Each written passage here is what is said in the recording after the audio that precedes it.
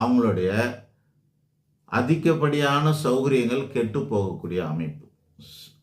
லாவிஸ்டாக செலவு பண்ணி லக்ஸரியாக வாழக்கூடிய அமைப்பில் இருந்தாங்கன்னா அவங்களுடைய அதிகப்படியான சௌகரியம், அதாவது அவங்களோட தகுதிக்கு எது அதிகமாக இருந்ததோ அந்த சௌகரியமே கெட்டு போகக்கூடிய அமைப்புன்னு அர்த்தம்.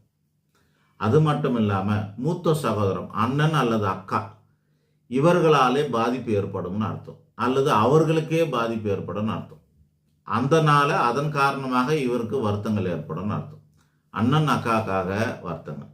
அப்படியும் இல்லை என்ன பண்ணுறது அப்படின்னா, தன்னுக்கு மேலே இருக்கிறவங்க ஆன்றோர் சான்றோர் போன்ற உயர்ந்த மனிதர்களால்,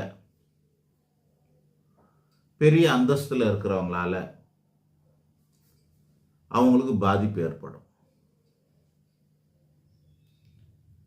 அல்லது இந்த சூதாடுறவங்களாம் இருப்பாங்கள்ல, லாட்ரி கீட்டு புதையல் அந்த மாதிரிலாம் தேடி திரிவாங்க பாருங்கள், இந்த மாயையில் இருக்கிறவங்கள அன்னைக்கு பெரிய பாதிப்புகள் ஏற்படும்.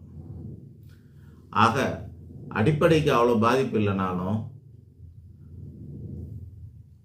ஆடம்பரத்துக்கும் அதிகப்படியான சௌகரியத்துக்கும் கேடு உண்டாகும்னு அர்த்தம்.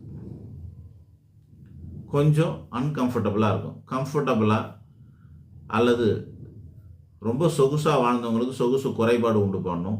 இது கன்னி லக்னத்துக்கான பாதிப்பு. நீங்கள் என்ன நினைக்கலாம் அப்போன்னா, கன்னி லக்னத்துக்கு கொஞ்சமான பாதிப்பு, கடகத்துக்கு எப்படி நிறைய பாதிச்சதுன்னு சொன்னோமோ அந்த மாதிரி நீங்கள் கணக்கு எடுத்துக்கிட்டு தான் கன்னி ராசிக்காரர்களுக்கு பாதிப்புகள் குறைவாக இருக்கும்னு கூட நீங்கள் அர்த்தம் எடுத்துக்கலாம்.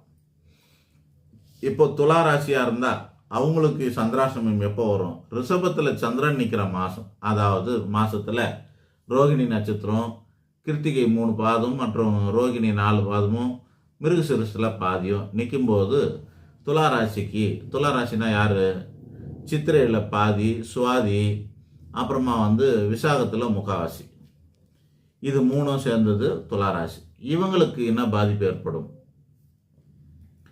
அவங்களுக்கு தான் கொஞ்சம் இன்னும் சொல்லலாம். அப்போ நம்ம முன்னாடி முதல்ல ரிஷபத்தில் சொன்ன மாதிரி துளாராசி நேயர்களே, உங்களுக்கு சந்திராஷ்டிரமம் ஆனாலும் ஒன்றும் பண்ணாதுன்னு ஒருத்தர் டிவியில் சொன்னார், பார்த்தேன் நான். என்னத்துக்கு அப்படின்னா, சந்திரன் அந்த இடத்துல உச்சம் பெறாரோ அதனால உங்களை பாதிக்காதுன்னு சொன்னார். தப்பு. கோச்சார ரீதியாக தான் இந்த ஆட்சி உச்சம்லாம் வேலை செய்கிறதெல்லாம், இது ஜாதக ரீதியாக தான் ஆட்சி உச்சங்கள்லாம் வேலை செய்கிறது. கோச்சார ரீதியாக எண்ணிக்கை தான் வேலை செய்யும். அதுக்கும் டீப்பாக போனாக்கா நட்சத்திர சாரம் வேலை செய்யும்.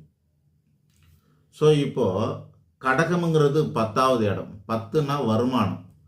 சந்திராஷ்டமம் வர அன்னைக்கு துளாராசிக்காரர்களுக்கு சந்திராஷ்டமம் அன்னைக்கு அவங்களுக்கு